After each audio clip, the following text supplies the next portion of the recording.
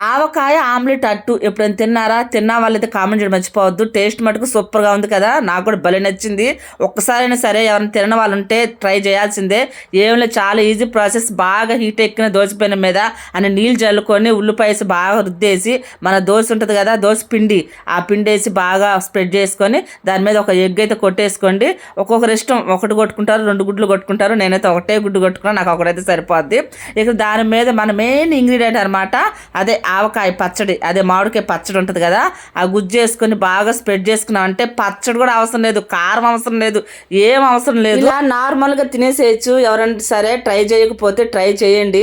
పచ్చడే చేసుకోవాల్సిన అవసరం లేదు. చాలా మందికి ఇళ్ళల్లో పచ్చడే చేయాలా, దోశలు తినాలా అంటారు కదా, అట్లాంటి వాళ్ళకి ఇది మంచి బెటర్ చాయిస్ అనమాట. టేస్ట్ మటుకు నాకు భలే నచ్చింది. మీకు కూడా నచ్చిద్ది అని అనుకుంటున్నాను. ఇవాళ మీరు ఇంట్లో టిఫిన్ ఏం చేసుకున్నారు, ఎందుకు తినాలి, తినేసే ఉంటారులేండి. ఇక ఉంటాయి అందరికీ. బై.